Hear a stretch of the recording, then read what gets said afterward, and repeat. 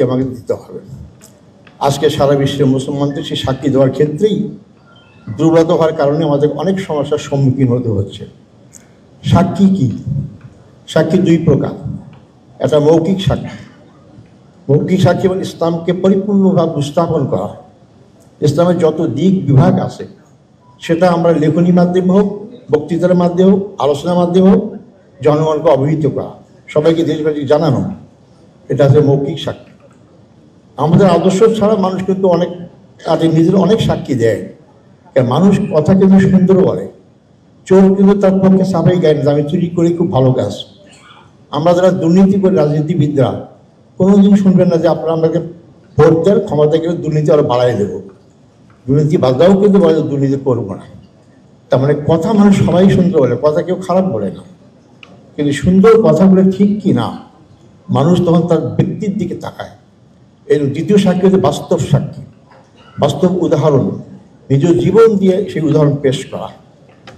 আল্লাহ রসুল সেই জীবন দিয়ে এই সারা জীবনটাই তিনি এই পথে ব্যয় করেছেন এবং আল্লাহর পক্ষ থেকে তিনি সঠিকভাবে সাক্ষ্য প্রদান করতে পেরেছিলেন।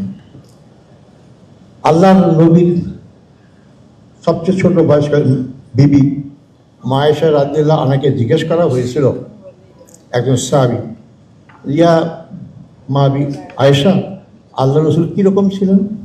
উনি কি বলেছেন? অত্যন্ত সংক্ষিপ্ত কথা। উনি বলেছেন, কানা খুলুকুহুল কোরআন। কোরআনই আল্লাহ রসুলের চরিত্র, কোরআনই আল্লাহ রসুলের বাস্তব জীবন। অর্থাৎ তিনি ছিলেন বাস্তব কোরআন, তাকে দেখে মানুষ ইসলাম শিখেছে।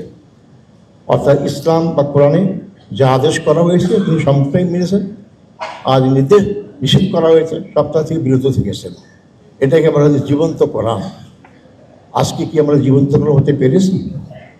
আমার একটা ঘটনা মনে পড়ে, সম্ভবত 30-40 বছর আগে লন্ডনের এক জায়গায় দুই মহিলা পাশাপাশি বসবাস করত। একজন খ্রিস্টান, একজন মুসলমান, বয়স্কা মহিলা। তো ওই বয়স্কা খ্রিস্টান মহিলার মনে হলো যে মুসলমানদের দিকে ধর্মগ্রন্থ আছে, আমি একটু পড়ে দেখব। পাশের মুসলমান মহিলার কাছে গিয়ে বললেন যে, আপা আপনাদের কাছে কি একটা ধর্মগ্রন্থ কোরআনে কি বলে আছে? বলে আছে। ইংলিশ ভার্সন আছে? আছে। আমাকে দিয়েন। তো উনি অনেক পড়লেন, অনেক ভালো করে পড়লেন। পড়ার পরে বইটা ফেরত দিতে গেছেন কোরআন শরীফ। গিয়ে বললেন যে, আপা এটা তো খুব ভালো, আপনারা যে কোরআনটা মেনে চলেন সেই কোরআনটা আমাকে জানতো। এই কোরআন তো মেনে চলি আমরা, কোনো আমি তো দেখি যে আমরা তা করি, আপনারাও তাই করেন। ভাবলাম হয়তো কোরআন বুঝে আর একটা আছে। এই কথা কিন্তু অত্যন্ত সূক্ষ্মভাবে হলেও বিরাট একটা আবেদন যে আসলে কোরআন বা ইসলামের কথা যে আমরা সুন্দর সুন্দর বলি সেটাকেও মেনে চলি না আমরা। আজকে পৃথিবীতে 600-700 কোটি মানুষের মধ্যে প্রায় 150 কোটি মানুষ মুসলমান, মানি আর না মানি। কিন্তু সেই মুসলমানকে আজকে সারা দুনিয়াকে আমরা আলোড়ন সৃষ্টি করতে পেরেছি না। আজকে মসজিদ সুন্দর সুন্দর হয়েছে, পাথর শ্বেত পাথর দিয়ে গড়া হয়েছে, সুউচ্চ মিনার হয়েছে, সুকণ্ঠে কণ্ঠে আমাদের আজান দেওয়া হয়, মুসল্লিরা খুব সুন্দর জামা পরে, সুন্দর টুপি মাথায় দেয়, সুন্দর জায়নামাজ নিয়ে যায়, সুন্দর তসবিহ নেয়, সুন্দর সুগন্ধি বাড়ে। কিন্তু এত সুন্দর মসজিদ সারা দুনিয়াতে সৃষ্টি হচ্ছে, প্রতিনিয়তই তৈরি হচ্ছে, কিন্তু আমাদের দিকে তো বাতিল শক্তি ভয়ে কাঁপে না, আমাদেরকে মূল্যায়ন করে না। আপনি ফিরে যান 1400 সালের পূর্বে, যেখানে মদিনা আল্লাহ রসুল প্রথম মসজিদ কায়েম করলেন। কর্দমাক্ত মসজিদ, ছোট্ট ঘর, ওপরে ছাদ দেওয়ার ক্ষমতা নাই। যারা মুসল্লি ছিলেন অনেকের এক কাপড়ই ছিল, 2টা কাপড় মতো আর্থিক সংগতি ছিল না। কিন্তু সেই মসজিদ থেকেই আজকে যে মসজিদের নববী বলা হয়, সেই মসজিদ থেকেই, কর্দমাক্ত মসজিদ থেকেই, জীর্ণ শীর্ণ মানুষগুলোর মধ্য থেকেই রোম এবং পারস্য সাম্রাজ্য ভয় কম্পমান হতো। কেন? কিসের জন্য? তাদের অর্থ সম্পদের জন্য না, অর্থ সম্পদের জন্য না।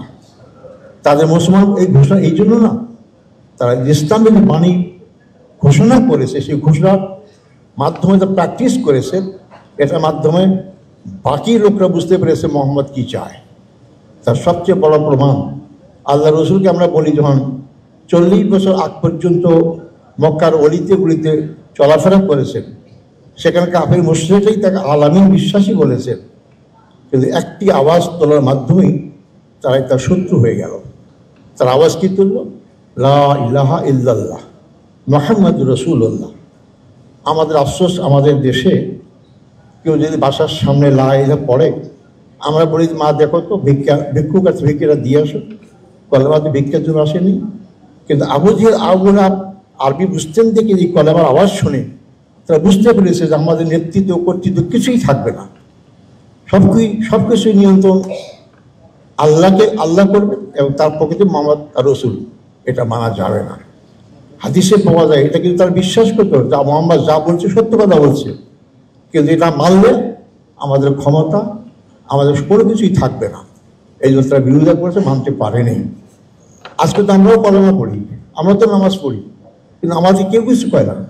টঙ্গিতে লক্ষ লক্ষ লোক যায়, সরকারি দল, বিরোধী দল, ইসলাম চাক আর না সবাই আমরা যাই, কিন্তু এই লোকগুলোকে মানুষ, দুনিয়াবাসী কেন গণে না? একবার ইন্দিরা গান্ধীর সময় আমরা পড়েছিলাম, জিজ্ঞেস করেছে ভারতে তো এটা কায়েম হয়েছে তো ঠিক, যে এরা যে করে কি করে, আমাদের জন্য সেফ হবে কিনা। গোয়েন্দা বাহিনীর তথ্য দিয়ে তারপরে সর্বশেষ বলল যে এরা যা চিন্তা করে আকাশে চিন্তা করে, মাটির চিন্তা করে না, কিন্তু আমাদের কোনো সমস্যা হবে না। তার মানে এরা শুধু দোয়া দরুদ ইত্যাদি বলে, সমাজ রাষ্ট্র ব্যক্তি পরিবর্তনে এদের কোনো কর্মসূচি নাই। যার ফলে আজকে সেই অবস্থায় আজকে সারা দুনিয়া মুসলমানদের হয়েছে। আমরা আমাদের সেই চরিত্রকে বহিঃপ্রকাশ ঘটাতে পারছি না। আমাদের সেই বাস্তব জীবনে যদি আমরা সেই ইসলামের চরিত্রকে প্রকাশ করতে পারি, অবশ্যই আমাদের দিন খুব তাড়াতাড়ি বিজয় হবে ইনশাল্লাহ। আমরা এখানে অনেক আলোচনা শুনলাম, আমরা কি এত বড় উন্নয়ন করলে, আমাদের বেকারত্ব দূর করলে, সবটা করলে কি আমাদের দায়িত্ব শেষ হয়ে গেল? অনেক দেশ কল্যাণ